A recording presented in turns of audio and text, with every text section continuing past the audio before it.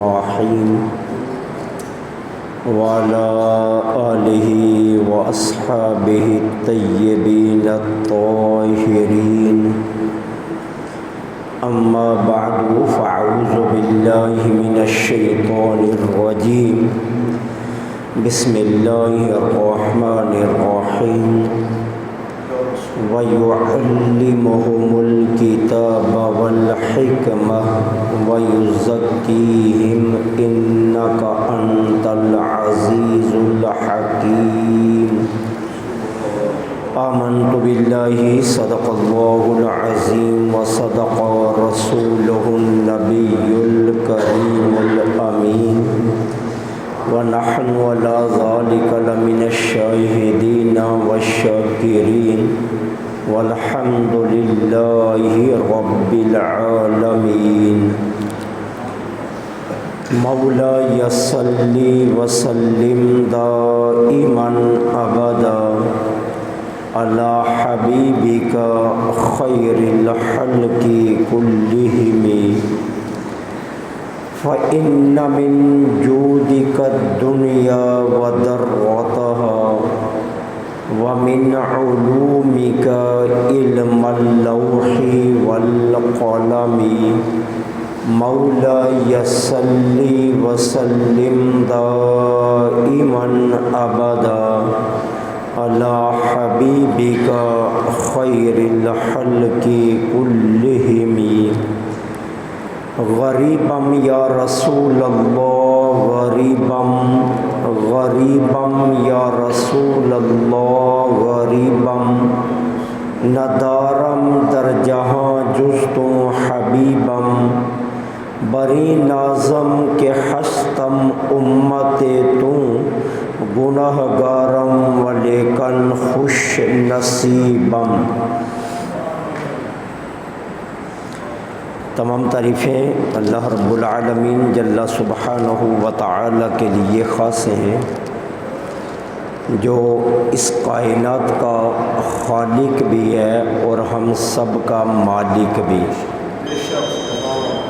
کائنات ارض و سما کے ہر ذرے کے بدلے میں بے حد و بے حساب و لاتعداد درود و سلام آقا نامدار مدنی تاجدار فخر دو عالم امام الانبیاء خاتم المرسلین سرکار مدینہ راحت قلب و سینہ صلی اللہ علیہ وآلہ وسلم کی ذات پاک پر کہ جن کے صدقے میں اللہ جل سبحانہ و تعالی نے ہمیں مسلمانوں کے گھروں میں پیدا فرما کر کلمہ طیبہ کی دولت سے مالا مال فرمایا۔ انتہائی عزت کے لائق سامعین ذی وقار، سرکار علیہ الصلاۃ والسلام کی ذات کسی بھی تعارف کی محتاج نہیں ہے۔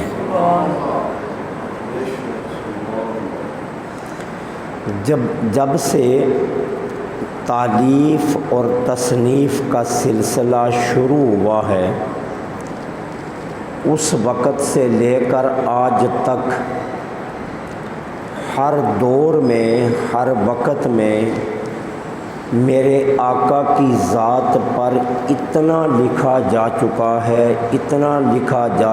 ہے کہ ابھی تک اس کا احاطہ نہیں ہو سکا، اور قیامت تک کتنا لکھا جائے گا اس کا ابھی معلوم بھی نہیں کیا جا سکتا۔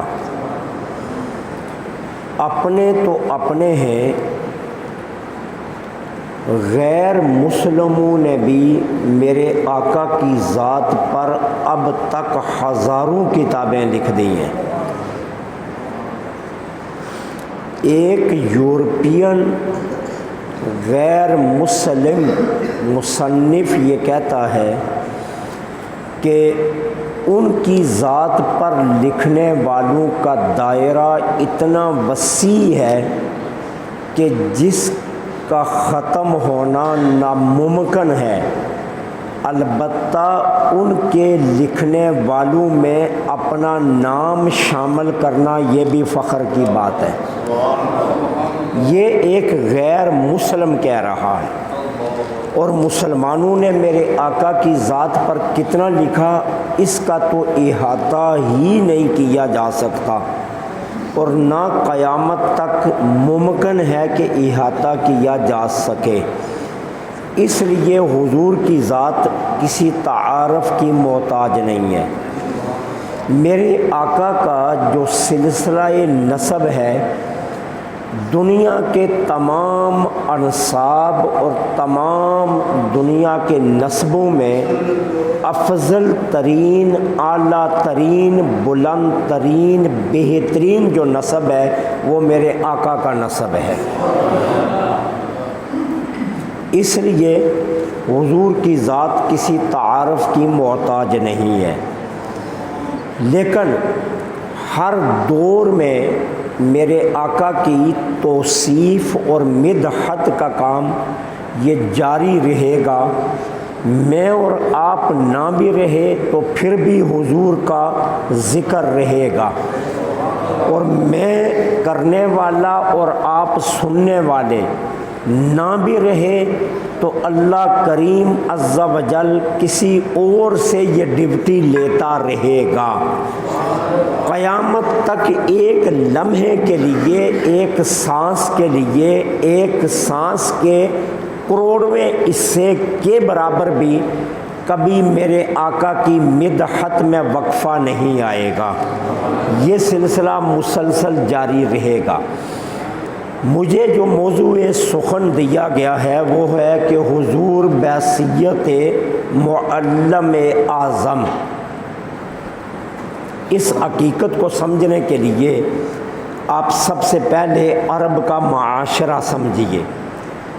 جب میرے آقا کریم اس کائنات میں تشریف فرما ہوئے، عرب کی حالت اتنی خستہ تھی کہ آپ دیکھ لیجئے، قتل کرنا یہ فخر سمجھا جاتا تھا،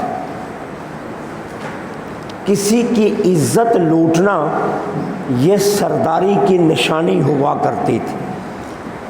انسانیت اتنی ننگ تھی کہ کپڑے اتار کر مرد اور عورت بالکل ننگے ہو کر خانہ کعبہ کا طواف کیا کرتے تھے۔ باپ کے گلے میں رسی ڈال کر گھسیٹ کر اسے منڈی میں بیچنے کے لیے اس کی اپنی اولاد جایا کرتی تھی۔ اگر آپ تاریخ عرب کا مطالعہ کریں تو تاریخ عرب کے اوراق پر یہ واقعہ آج بھی موجود ہے کہ ماں جوانی میں بیوہ ہو گئی تو بیٹے اسے بازار لے گئے بیچنے کے لیے، اور جب ماں کی قیمت نہ لگی تو انہوں نے گاہکوں کو ماں دکھانے کے لیے برے بازار میں اپنی ماں کو ننگا کر کے اپنے ماں کے جسم کے اعضاء کی تعریفیں بیان کی۔ یہ عرب کا معاشرہ تھا۔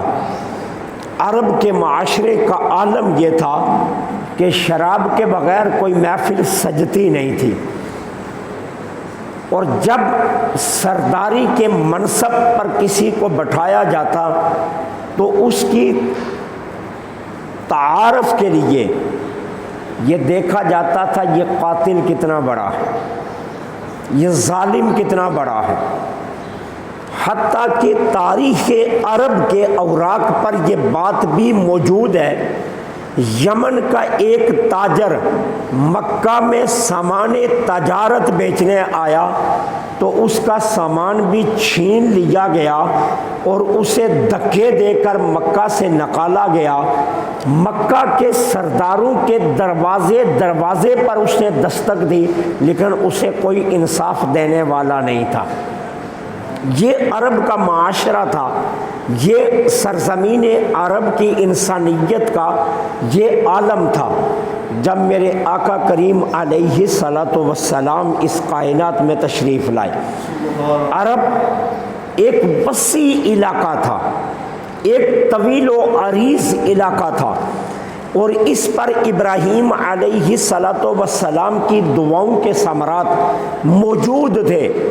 اس کے ایک طرف ایران دنیا کی سپر پاور کی شکل میں تھا، دوسری طرف روم، جس کا قرآن کریم کے اندر سورہ روم میں باقاعدہ ذکر موجود ہے، جس ملک کی سلطنت پر پوری صورت آئی ہے وہ روم سپر طاقت کی شکل میں موجود تھی۔ تیسری طرف ایک تجارتی لحاظ سے ہب ملک شام موجود تھا، چوتھی طرف یمن کا سرسبز و شاداب علاقہ موجود تھا۔ لیکن عرب اتنے اکھنڈ تھے، اتنے ضدی تھے، اتنے بے لگام تھے، اتنے بد کردار تھے، اتنے ننگے انسانیت تھے کہ آس پاس سپر پاوریں ہونے کے باوجود نہ کسی نے عرب پر قبضے کی کوشش کی اور نہ ان لوگوں کو اپنے ساتھ ملانے کی کوشش کی۔ ساری سپر پاوریں یہ کہتی تھی ان اجڈوں کو، ان بیابانوں میں رہنے والوں کو، ان بدووں کو، ان عرب کے ننگے آر لوگوں کو لے کر اپنی انسانیت کو شرمندہ کرنا ہے، ان کو لے کر ہم نے کیا کرنا ہے۔ یہ عرب کا حال تھا جب اس سرزمین پر اللہ کو رحم آیا اور اس نے اپنے محبوب کی شکل میں حضور کو بھیج دیا۔ اب عرب کا یہ تصور آپ اپنے ذہن میں رکھیے، پھر میں آپ کو کسی مکتب میں لے چلتا ہوں۔ استاد کتنا ہی ماہر کیوں نہ ہو، استاد اپنے فن میں کتنے ہی عروج پر کیوں نہ ہو، استاد اپنے فن میں کتنے ہی کمالی کیوں نہ ہو، لیکن دنیا میں مجھے کوئی استاد ایسا بتا دیجئے جسے یہ یقین ہو کہ میرے سارے طلباء کامیاب ترین بنیں گے۔ یہ ممکن ہی نہیں ہے۔ کسی استاد کے پاس یہ سند نہیں ہے کہ میرے پاس پڑھنے والے سبھی کامیاب ٹھہریں گے۔ یہ مستقبل کے وہ انسان بنیں گے کہ جن پر انسانیت فخر کر سکے گی۔ کسی استاد کے پاس ایسا کوئی جو آلہ نہیں ہے جس سے وہ ناپ سکے یا وہ تول سکے اور یہ بتا سکے کہ میرے تمام طلباء کامیاب ہوں گے۔ پھر اگر کامیابی کا معیار قائم کر بھی لیا جائے تو پھر بھی یقین سے نہیں کہہ سکتے کہ استاد کہ میرے طلباء مستقبل کے معمار بنیں گے۔ وہ یہ نہیں کہہ سکتا کہ میرے طلباء زندگی میں کبھی جھوٹ نہیں بولیں گے، میرے طلباء کبھی بد کردار نہیں ہوں گے، میرے طلباء کبھی بے راروی کا شکار نہیں ہوں گے، میرے طلباء کبھی بے رحم نہیں ہوں گے، کبھی بے عدل نہیں ہوں گے۔ تمام اوصاف ان میں کمال کے پائے جائیں، کوئی استاد یہ دعویٰ نہیں کر سکتا۔ کائنات کے صفحے پر اگر کسی استاد کو یہ دعویٰ سجا ہے تو وہ میرے آقا کی ذات ہے کہ میرے آقا کی ذات نے یہ دعویٰ کیا ہے کہ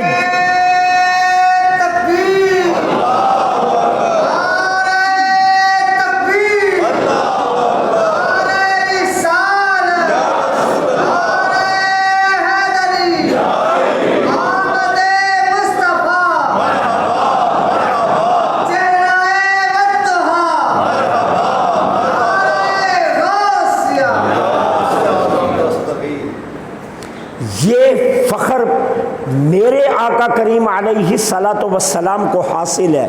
میں اس کی کہانی نہیں کہنے لگا جس نے 23 برس میرے آقا سے پڑھا، میں اس کی بات نہیں کرنے لگا کہ جس نے میرے آقا سے 10 برس پڑھا، میں اس کی بات نہیں کرنے لگا کہ جس نے میرے آقا سے 8 برس پڑھا۔ صرف جو میرے آقا کی بارگاہ میں چند گھنٹے بیٹھا، چند دن بیٹھا، چند لمحے بیٹھا اور حضور کی نگاہ فیض میں آ گیا، میرے آقا نے پہلے پہلے دن آنے والے سے لے کر زندگی ظاہری کے آخری دن آنے والے تک تمام شاگردوں کے بارے میں کہا اصحابی کن نجوم بأیہم اقتدیتم. مجھے اپنے شاگردوں پر اتنا فخر ہے پہلے سے لے کر آخری تک. تم جس کے نقش قدم پر چلو گے تم ہی کامیاب بن جاؤ گے. کائنات کا کوئی معلم یہ دعویٰ کر سکتا ہے؟ کائنات کا کوئی استاد یہ دعویٰ کر سکتا ہے؟ نہیں کر سکتا. آج کوئی شیخ الحدیث بھی نہیں کہہ سکتا کہ میرے سارے پڑھنے والے شیخ الحدیث بنیں گے.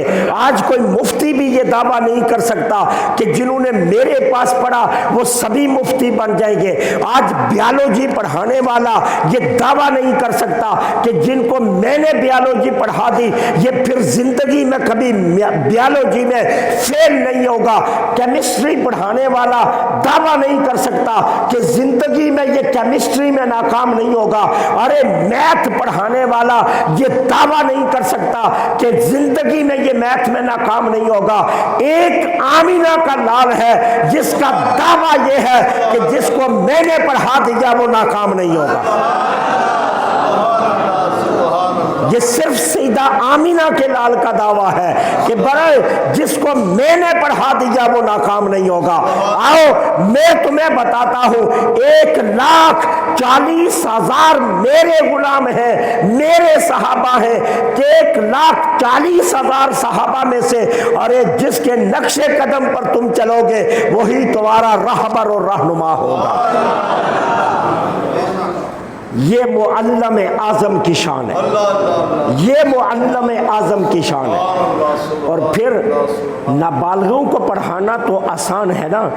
3 برس کا بچہ مجھے دیجیے, میں اسے الف با تا سے شروع کروں گا. اس کی دل کی تختی پر ابھی کچھ نہیں لکھا ہوا, جو لفظ میں نے نقش کرنے ہیں وہی لکھے جانے ہیں. ارے 3 برس کے بچے کو پڑھانا یہ کوئی آسان کام ہے, یہ مشکل کام نہیں ہے. لیکن کسی بالغ کو پڑھانا یہ کتنا مشکل کام ہے, جو بلوغت میں بھی اتنا اکھنڈ ہو چکا ہو کہ قتل کرتا ہو, شراب پیتا ہو, ارے جو زنا کرتا ہو, جو عزتیں لوٹتا ہو, جو ڈاکے ڈالتا ہو, جو بد لگائی کرتا ہو اور پھر بالغ بھی ہو. ارے اس کو پڑھانا یہ کتنا مشکل کام ہے, آپ اس کا تصور بھی نہیں کر سکتے.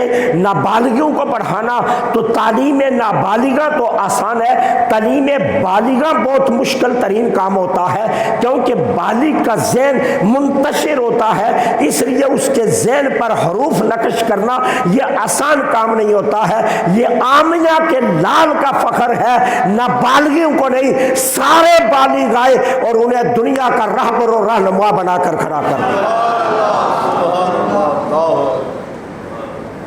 وہ عمر جس کے سامنے کوئی بولتا نہیں تھا, وہ عمر جو طبیعت کا اتنا سخت تھا کہ جس کے سامنے کوئی اونچی بول جاتا تو پھر اس کی گردن نظر نہیں آیا کرتی تھی, وہ عمر کہ جس کے سامنے کسی کو کھڑے ہونے کی جرت نہیں ہوا کرتی تھی, وہ عمر کہ جس کی بچی کو پکڑ لے پھر کوئی چھڑا نہیں سکتا تھا, وہ عمر کہ جو مکے میں کھڑا ہو جاتا اور جو فیصلہ سنا دیتا کوئی اس کے فیصلے کی مخالفت بھی نہیں کر سکتا. پھر جب وہ آمینہ کے لال کے سامنے آیا, میرے آقا نے یہاں سے پکڑا اور پکڑ کر جھنجھوڑ کر کہا عمر ایمان لاتا ہے یا نہیں لاتا. ارے اگلا لمحہ تھا میرے نبی کا ہاتھ نیچے آیا, عمر کلمہ پڑھ گیا. یہ فخر صرف سیدہ آمینہ کے لال کو حاصل ہے کہ وہ معلم اعظم ہے, اور معلم اعظم اتنے ہیں کہ جس کو انہوں نے پڑھا دیا پھر وہ کبھی بول نہیں سکتا, جو انہوں نے نقش کر دیا پھر وہ نقش کو مٹا نہیں سکتا. حضرت ابو مخزورہ ابھی مکہ فتح ہوا ہے, ابھی مکہ فتح ہوا, حضور فاتحانہ انداز میں مکہ میں داخل ہوئے, اذان کا وقت ہو گیا. کہا ابو مخزورہ ادھر آؤ. ابو مخزورہ آئے, کہا کلمہ پڑھ لو. ابو مخزورہ نے کلمہ پڑھ لیا. ابھی چند لمحے پہلے کلمہ پڑھا ہے, اب اذان کا وقت ہو گیا، میرے آقا نے فرمایا ابو مخزورہ اذان تو دو۔ اللہ سبحان اللہ۔ عرض کی حضور میں نے تو ابھی چند منٹ پہلے کلمہ پڑھا ہے، ابھی تو میں نے اسلام کا ایک حکم بھی نہیں سیکھا، ابھی تو میں نے اسلام کا ایک لفظ بھی نہیں پڑھا، سوائے اشہد اللہ الہ الا اللہ و اشہد ان محمد رسول اللہ کے علاوہ میں نے تو ابھی تک پڑھا ہی کچھ نہیں ہے، تو حضور میں اذان کیسے دے سکتا ہوں؟ اب میرے آقا نے فرمایا آؤ میں تمہیں تعلیم کا آغاز کرواتا ہوں۔ اپنے سامنے حضرت ابو مخزورہ کو کھڑا کیا، حضور نے اپنی تھوڑی مبارک ابو مخزورہ کے کاندھے پر رکھی اور کاندھے پر رکھ کر حضور نے فرمایا میں تیرے کان میں اذان دیتا ہوں، تو آگے سے بلند آواز سے اذان دیتا ہے۔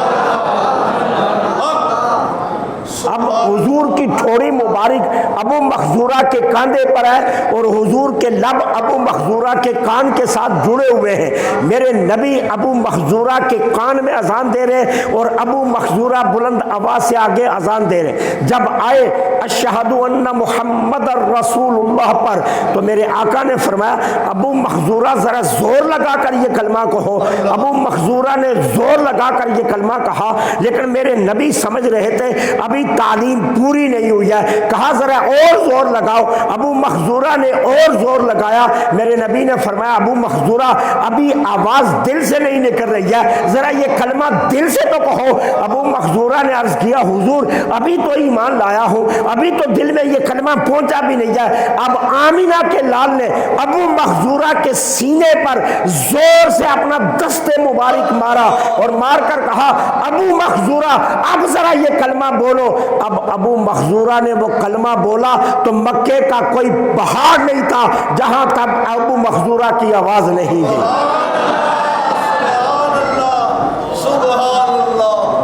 ایک لمحے میں تعلیم دلوں میں ڈالنا یہ آمینہ کے لال کا کام، ایک لمحے میں زندگی کی تقدیر بدل دینا یہ آمینہ کے لال کا کام۔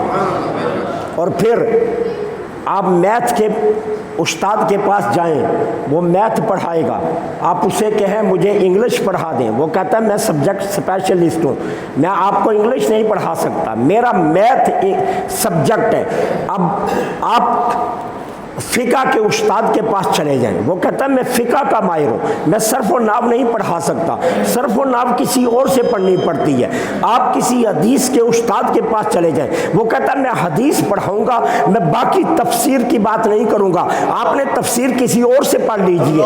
ایک ایک فن میں لوگ مہارت رکھتے ہیں، ایک فن سے دوسرے فن کے لیے طرف استاد بدلنا پڑتا ہے۔ قربان جاؤں معظم اعظم کی بارگاہ میں، ارے صدقے جاؤں آمنہ کے لال پر، جو پڑھنے آیا میرے نبی نے یہ نہیں کہا کسی اور کے پاس جا۔ کوئی جنگ سیکھنے آیا تو آمنہ کے لال نے جنگ سکھا دی، کوئی کشتی سیکھنے آیا تو آمنہ کے لال نے کشتی سکھا دی، کوئی قرآن پڑھنے آیا تو آمنہ کے لال نے قرآن پڑھا دیا، کوئی حدیث پڑھنے آیا تو آمنہ کے لال نے حدیث پڑھا دی، ارے کوئی فقہ سیکھنے آیا تو آمنہ کے لال نے فقہ سکھا دی۔ لیکن آمنہ کے لال کی زبان پر یہ لفظ یہ نہیں آیا کہ یہ میرے پاس نہیں ہے، کسی اور کے پاس چلے جاؤ، جو سیکھنے آیا آمنہ کے لال نے وہی سکھا دیا۔ یہ اعزاز میرے آقا کے علاوہ کائنات کے کسی اور استاد کے پاس نہیں ہے۔ کائنات کا کوئی استاد بتائے تو صحیح کہ کسی کے پاس یہ اعزاز ہو، کسی اور کے پاس یہ اعزاز نہیں ہے۔ ایک ہی وقت میں قرآن بھی پڑھا رہے، ایک ہی وقت میں تزکیہ نفس بھی کر رہے، ایک ہی وقت میں جنگ کے اندر سپہ سالاری بھی کر رہے، ایک ہی لمحے میں جنگ کی ترتیب بھی دے رہے، ایک ہی لمحے میں مسلمانوں کو ارے خندق کھودنے کے طریقے بھی سکھا رہے، ایک ہی لمحے میں سلیمان فارسی کے باغ میں پودے لگانے کر زراعت کا طریقہ بھی سکھا رہے ہیں، ایک ہی لمحے میں ارے ایک عربی صحابی کو باغ میں کیاریاں بنانے کے طریقے سکھا کر زراعت کے اصول بھی بتا رہے ہیں، اور ایک ہی طریقے میں حضرت جابر کا قرضہ ادا کرنے کے لیے ان کے باغ میں جا کر کھجوروں کے ڈھیر پر دعا کر کے برکت کے طریقے بھی سکھا رہے ہیں۔ میں کہتا ہوں 1 لاکھ 40,000 اپنی مراد لے کر آئے، میرے نبی نے جو مراد لے کر آیا وہی اسے عطا کر دی۔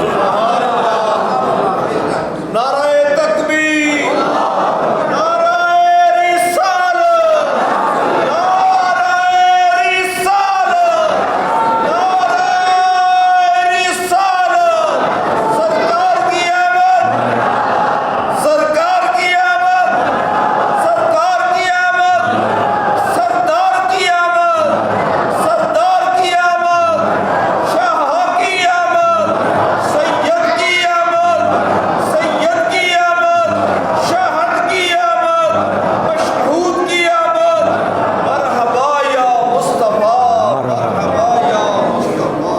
ابو بکر صدیق کو صداقت کس نے سکھائی؟ آمینہ کے لال نے۔ عمر بن خطاب کو عدالت کس نے سکھائی؟ آمینہ کے لال نے۔ ارے عثمان کو شرم و حیا کس نے سکھایا؟ آمینہ کے لال نے۔ علی المرتضیٰ کو زہد و تقویٰ کس نے دیا؟ آمینہ کے لال نے۔ کربلا میں حسین کو استقامت کا درس کس نے دے کر بھیجا؟ آمینہ کے لال نے۔ فاطمہ کو ارے دوپٹے کی حفاظت کا درس سکھایا تو کس نے؟ آمینہ کے لال نے۔ عائشہ کو مومنوں کی ماں بنایا تو کس نے؟ آمینہ کے لال نے۔ خدیجۃ الکبریٰ کو عورت کے باوجود سب کچھ اسلام کے لیے لٹانے کا درس دیا تو کس نے؟ آمینہ کے لال نے۔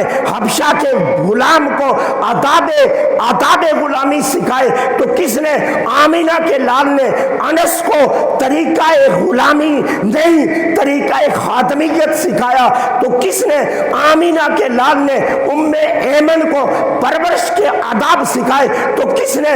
آمینہ کے لال نے۔ ابو طلحہ کو باغوں کی حفاظت سکھائی تو کس نے؟ آمینہ کے لال نے۔ سلیمان فارسی کو آداب سکھائے تو کس نے؟ آمینہ کے لال نے۔ پھر مجھے کہنے دیجئے وہ کون سا فن ہے جو آمینہ کے لال کے پاس نہیں ہے؟ پھر ان سے بڑھ کر بڑا معلم کون ہو سکتا ہے؟ اس کائنات میں ان سے بڑھ کر بڑا معلم کون ہو سکتا ہے؟ اللہ اکبر کبیر۔ عبداللہ بن سلام رضی اللہ تعالیٰ عنہ یہ یہود کے عالم تھے، توریت انجیل اور زبور کے حافظ تھے۔ توریت انجیل اور زبور کی تینوں کتابوں کے تمام مسائل پر انہیں کمال دسترس تھی۔ یہ ایک ڈیلیگیشن وفد لے کر حضور کی بارگاہ میں گئے۔ اب حضور کی بارگاہ میں جب گئے نا تو یہ اپنے ذہن میں 30 سوال، ایک روایت کے مطابق اور دوسری روایت کے مطابق یہ 10 سوال تیار کر کے لے کر گئے، اور انہوں نے کہا یہ 10 سوال حضور سے کیے جائیں گے، اگر جواب دے دیے تو مان جائیں گے کہ یہ اللہ کے سچے رسول ہیں، لیکن اگر یہ جواب نہ دے سکے تو اس کا مطلب یہ ہے کہ ان کے دعوے کی صداقت وہ نہیں ہے۔ اب عبداللہ بن سلام جب مسجد نبوی میں پہنچے تو حضور صحابہ کی محفل نور میں تشریف فرما ہو کر حضور صحابہ کی تربیت فرما رہے تھے۔ سوال تو اپنی جگہ رہ گئے۔ عبداللہ بن سلام کہتے ہیں جب میں نے حضور کا کلام سنا، حضور کے کلام کے اندر جو جوامع تھا وہ سنا، حضور کے الفاظوں میں جو فصاحت تھی وہ سنی، حضور کے کلمات میں جو بلاغت تھی وہ دیکھی، اور حضور کے مختصر ترین کلام میں جو بڑے بڑے پیغامات تھے وہ دیکھے کہ چھوٹی بات میں اتنی بڑی بڑی باتیں کہتے ہیں جب میں نے دیکھی میرے سوال تو ایک طرف رہ گئے، حضور گفتگو کر کے فارغ ہوئے، مجھے اپنے علم پر ناز تھا لیکن میں آگے کھڑا ہوا، ہاتھ جوڑ کر میں نے کہا آمینہ کے لال مجھے کلمہ پڑھا دے۔ میں نے کائنات میں ایسا معلم نہیں دیکھا، میں نے کائنات میں ایسا استاد نہیں دیکھا کہ جس کے الفاظ اتنے مختصر ہوں لیکن معانی اور مطالب کا سمندر اس کے پیچھے موجود۔ ایک حدیث آپ کے سامنے رکھتا ہوں، ساری زندگی کو کھنگالیے اور امام بخاری کے درس پر آ جائیے، امام بخاری کی دہلیز پر زانوئے تلمس رکھ دیجئے، آپ کو پتہ چلے گا میرے آقا کتنے بڑے معلم تھے۔ مختصر ترین حدیث کا جملہ عرض کرتا ہوں، انما الاعمال بالنیات، اس حدیث کے پیچھے اتنی دنیا کار فرما ہے۔ امام بخاری نے اپنی کتاب بخاری کو شروع بھی اس حدیث سے کیا اور بخاری کا اختتام بھی اسی حدیث پر کیا، اور امام بخاری اس اختتام اور ابتدا کی وجہ لکھتے ہوئے فرماتے ہیں میں نے ابتدا میں بھی یہ حدیث لکھی، میں نے اختتام پر بھی یہ حدیث لکھی، کیوں؟ میں تمہیں بتانا چاہتا ہوں 7000 احادیث جو میں نے بخاری میں لکھی ہیں ان کا نچوڑ یہ ہے کہ انما الاعمال بالنیات، کہ اعمال کا دار و مدار نیات پر ہے۔ اگر بخاری کی نیت یہ ہے کہ میں نے رسول اللہ کے اقوال جمع کرنے ہیں، امت کو حضور کے اقوال سے شناسا کرانا ہے، تو بخاری اول سے لے کر آخر تک فائدے مند ہے، اور اگر ایسا نہیں ہے تو پھر میری باتوں کا کوئی فائدہ نہیں ہے۔ اب امام بخاری کہتے ہیں 7000 حدیثوں کا نچوڑ یہ ہے انما الاعمال بالنیات۔ اب دنیا کا کوئی استاد مجھے بتائیے تو صحیح نا کہ جو ایک مختصر ترین جملہ بولے اور شاگردوں کو کہے جاؤ اس کے پیچھے 7000 باتیں موجود ہیں، یہاں کوئی دنیا کا استاد کوئی بتائے نا مجھے کہ دنیا کا ایک استاد کہے کہ جی ایک جملہ بولتا ہوں اور اس کے پیچھے اگر تم جملے کو کھنگالو گے تو میری 7000 باتیں تمہیں ملے گی۔ یہ فخر کس کو ہے؟ یہ آمینہ کے لال کو فخر، یہ فخر آمینہ کے لال کو ہے کہ جو ایک بات بولتے تھے اس کے پیچھے 7000 باتیں نکل آتی تھی، اور آج تک امت میرے نبی کے ایک ایک حکم کو ارے کھنگار رہی ہے، لیکن خدا کی عزت کی قسم آج تک کسی محدث نے یہ دعویٰ نہیں کیا ہے کہ جو بات میں کہہ چلا یہ آخری بات ہے۔ قیامت تک محدثین میرے نبی کے حدیث کی تشریح کرتے رہیں گے، قیامت قائم ہو جائے گی، میرے نبی کے ایک ایک فرمان کی تشریح مکمل نہیں ہو سکے گی۔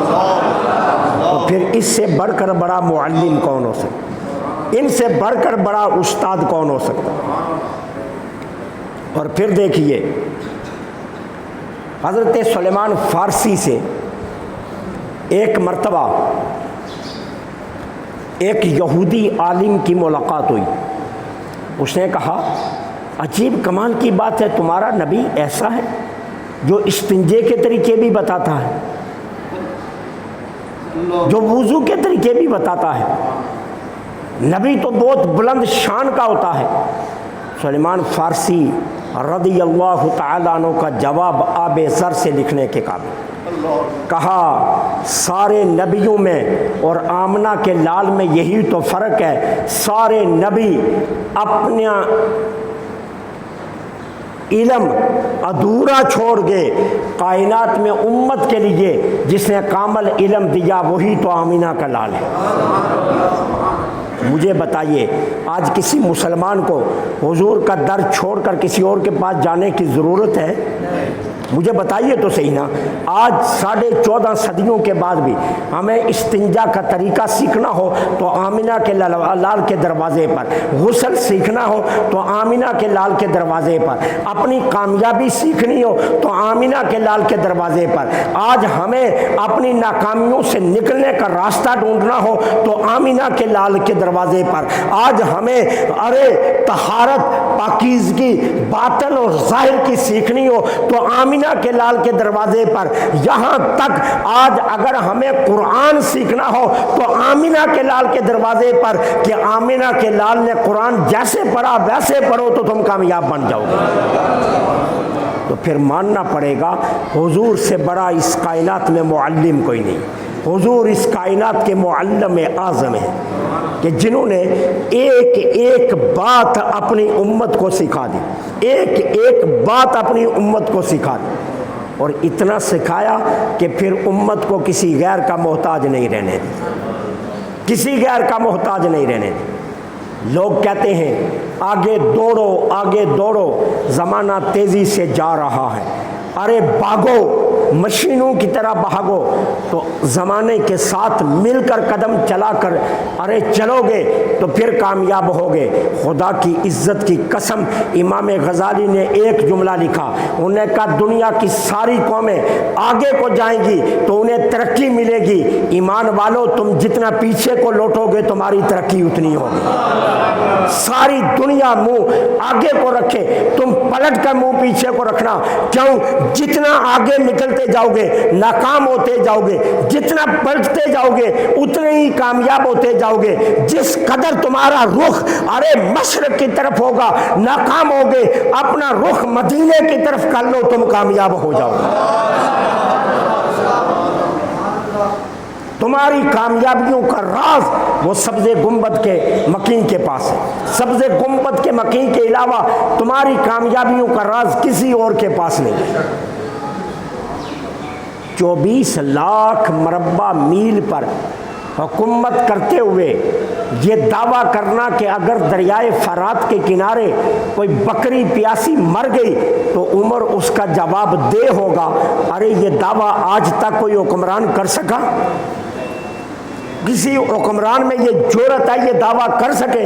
میں پوچھتا ہوں عمر کے پاس کیا آلہ تھا یہ دعویٰ کر گئے؟ تو عمر کے پاس ایک ہی آلہ تھا، عمر جانتے تھے کہ میرا رابطہ مدینے والے سے، مدینے والے کا فیضان میرے اوپر اتنا ہے، مدینے والے کا فیضان میرے اوپر اتنا ہے، مدینے والے کا فیضان میرے اوپر اتنا ہے کہ ارے مدینے والے کے فیضان کے ہوتے ہوئے میں یہ دعویٰ کر سکتا ہوں کہ کوئی بکری پیاسی بھی مر گئی تو عمر اس کا ذمہ دار ہوگا۔ اور پھر وہ معلم اعظم یہ نہیں ہے کہ صرف صحابہ کی تعلیم کر گئے، نہیں، بات یہاں تک نہیں ہے۔ گولہ کے تاجدار سے پوچھئے، حج کے لیے جا رہے ہیں، حج کے لیے جا رہے ہیں، وادی حمراء میں پہنچے، ڈاکوؤں کا خطرہ تھا، عشاء کی نماز کا وقت ہو گیا، سفر کی تھکاوٹ تھی، ایک طرف سفر کی تھکاوٹ، دوسری طرف ڈاکوؤں کا خطرہ اور وادی حمراء کا صحرا علاقہ۔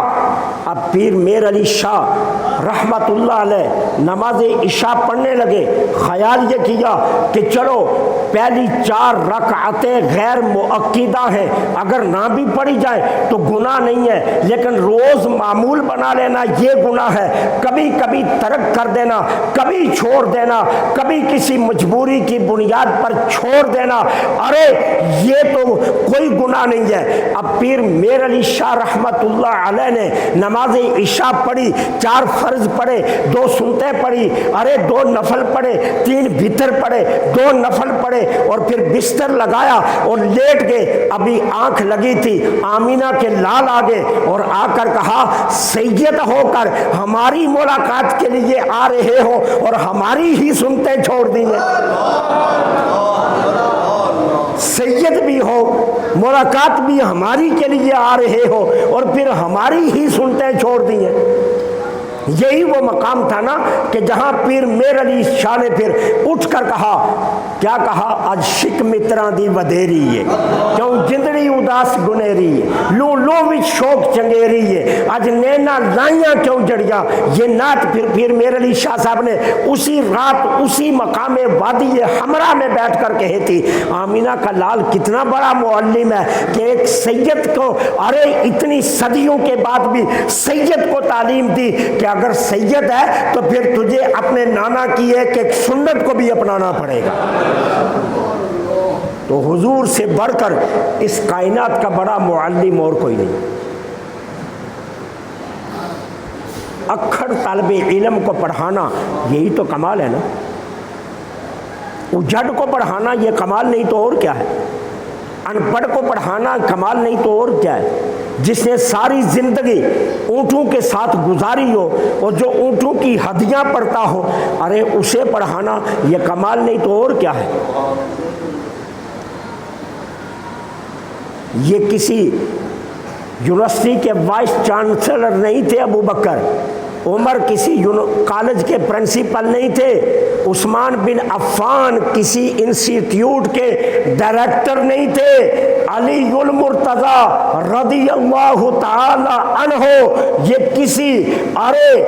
کسی خاص فن کے ماہر نہیں تھے، یہ سارا کچھ ملا ہے تو آمینہ کے لال کے در سے ملا ہے۔ تو اس طرح عرب کے معاشرے کا نقشہ آپ سامنے رکھیں تو آپ کو پتہ چلے گا حضور کی ذات سے بڑا کائنات کا معلم کوئی نہیں۔ اور پھر تعلیم بھی وہ دی، آج 14.5 صدیاں بیت گئی ہیں، آج بھی امت محتاج ہے میرے آقا کی، آج بھی امت محتاج ہے میرے آقا کی، اور یہ صرف 14.5 صدیاں گزری ہیں، 14.5 ارب صدیاں بھی گزر جائیں تو پھر بھی حضور کی امت حضور کی محتاج رہے، حضور کی محتاج رہے۔ آج اگر ہمارا رشتہ حدیث سے ٹوٹ جائے تو ہم جیسے نکمے کوئی نہیں، ہم جیسے نکھٹ کوئی نہیں، ہم جیسے کہ دنیا میں وقت کوئی نہیں ہے۔ آپ کیا سمجھتے ہیں کہ آپ جب کسی نعت خواں پر پیسے لٹا رہے ہوتے ہیں، اس کی شخصیت پر، اس کے لباس پر، اس کے قد و قامت پر، جب آپ کسی عالم پر دولت نچھاور کر رہے ہوتے ہیں، اس کی دستار پر، اس کے لباس کے حسن پر، اس کے چہرے کے جمال پر، اس کی داڑھی کی ساخت پر، اس کے نسب پر، اس کے حسب پر نہیں، اللہ کی عزت کی قسم وہ دولت اگر آپ نچھاور کر رہے ہوتے ہیں تو وہ آمینہ کے لال کے تعریف میں جو الفاظ نکلتے ہیں ان الفاظوں پر آپ دولت نچھاور کر رہے ہیں۔ تو یہ بات بتا رہی ہے کہ امت آج بھی حضور کی محتاج ہے اور قیامت تک حضور کی محتاج رہے۔ کائنات کا کوئی استاد ایسا ہے؟ بتائیے تو صحیح نا، کائنات کا کوئی استاد ایسا ہے کہ جو استاد پڑھا کر کائنات سے چلا جائے لیکن طالب علم کہے استاد کی مجھے آج بھی ضرورت ہے، استاد کاش میرے خواب میں آ جائے، کاش استاد آج میرے پاس آ جائے، کاش آج استاد کی ایک بات مجھے مل جائے، لیکن آج بھی امت ترس رہی ہے ساری دولت دے کر اگر خواب میں ایک مرتبہ وہ آ جائے تو یہ سودا بڑا سستا ہے، یہ سودا بڑا سستا ہے۔ تو یہ کیا ہے؟ یہ آمینہ کے لال کو فخر ہے کہ وہ اس کائنات کے معلم اعظم ہیں۔ حضور کی ذات اتنی عظیم ذات ہے کہ جنہوں نے عرب کے معاشرے کو نہیں، کائنات کی انسانیت کو بدل کر رکھ دیا، کائنات کی انسانیت کو بدل کر رکھ دیا۔ یہ پوچھنا ہے تو اس ماں سے پوچھو جس کو بازار بیچا جاتا تھا، اس بیٹی سے پوچھو آمینہ کے لال کے کتنے احسانات ہیں جس کو زندہ درگور کیا جاتا تھا، اس باپ کو پوچھو کہ جس کے گلے میں رسی ڈال کر منڈی میں گھسیٹ کر لے جایا جاتا تھا، ان بھائیوں سے پوچھو کہ جو آپس میں جائیداد کے تنازع پر 2 صدیاں قتل و غارت کرتے رہے۔ یہ آمینہ کے لال کا کمال تھا کہ اس باپ کے دل میں بیٹی کی محبت ڈال دی، بچوں کے دل میں ماں کی محبت ڈال دی، اور اتنا بڑا معلم کائنات میں کوئی مل سکتا ہے؟ ارے سدرۃ المنتہا سے بھی اونچی جنت ہو اور اسے کھینچ کر ماں کے قدموں کے نیچے رکھ دے۔ تو یہ آمینہ کے لال کا ہی کمال ہے نا، کوئی کسی اور کے اندر یہ کمال ہے؟ تو حضور کیا ہے؟ اس کائنات کے معلم اعظم ہے جو انقلاب حضور نے اپنی نگاہ کرم سے برپا کیا، وہ کائنات میں کوئی اور استاد نہیں کر سکا۔ اور پھر دیکھیے تعلیم 2 طرح کی ہوتی ہے، ایک ہوتی ہے ظاہری تعلیم، ایک ہوتی ہے باطنی تعلیم۔ امام اعظم ابو حنیفہ جیسا شخص بھی ظاہری تعلیم کسی اور سے لے رہا ہے، باطنی تعلیم کسی اور سے لے رہا ہے، استاد بدلنے پڑ گئے، ظاہری تعلیم کسی اور سے پڑھی، باطنی کے لیے کسی اور کے پاس جانا پڑا، رازی کو کسی اور کے پاس جانا پڑا، محدث اعظم پاکستان کو کسی اور کے پاس جانا پڑا۔ کیوں؟ ظاہری تعلیم کیا ہے؟ حروف کی شناخت کروا دینا، حروف کے معانی اور مطالب بتا دینا، یہ بتانا کہ جو کھڑا ہو وہ الف ہوتا ہے، जो लेट जाए और उसके नीचे एक नुक्ता आ जाए वो बा होता है, जो लेट जाए और उसके ऊपर दो नुक्ते आ जाए वो ता होता है, जो लेट जाए और उसके ऊपर तीन नुक्ते हो जाए वो सा होता है, जिसका रुख अरे चेहरा इंसानियत की तरह बन जाए वो जीम होता है। इस तरह ये उरूफ की शनाख्त करवाना ये ज़ाहिरी इल्म है, फिर इनके मानी बताना ये ज़ाहिरी इल्म है। लेकिन कोई उस्ताद मुझे बताइए केमिस्ट्री पढ़ाए और कहे जा मैंने केमिस्ट्री गोल कर तेरे दिल में डाल दी है, अरे कोई बायोलॉजी पढ़ाए और कहे जा बेटे अब तुझे पढ़ने की जरूरत नहीं है, मैंने ये तालीम गोल कर तेरे दिल में डाल दी है। कोई उस्ताद ये दावा नहीं कर सकता। ज़ाहिर निखारने के लिए किसी और के पास जाना पड़ता है, बातिन निखारने के लिए किसी और के पास जाना पड़ता है। आमीना के लाल मदीने में बैठे, कहा जिसने अरूप पहचानने हैं वो भी आ जाए और जिसने रस बोल कर पीना है वो भी आ जाए। इनकार किसी को नहीं है, आ जाओ, जिसने जो पढ़ना है वो आ जाए। ज़ाहिरी उलूम भी दिए, बातनी उलूम भी दिए, और जिसको पढ़ाया फिर ऐसा पढ़ाया कि उम्मत का उसे रहबर और रहनुमा बना कर भेजा। तो ये सैयदा आमीना सलामुल्लाह अलैहा के लाल का कमाल है कि उन्होंने इस कायनात को वो दिया कि कायनात क़यामत तक उनकी मोहताज रहे। अल्लाह मुझे हक़ कहने, आपको हक़ सुनने, हक़ समझने और फिर हक़ के साथ इस्तिकामत के साथ खड़ा रहने की तौफ़ीक़ अता फ़रमाए। वमा अलैना इल्लल बलागुल मुबीन।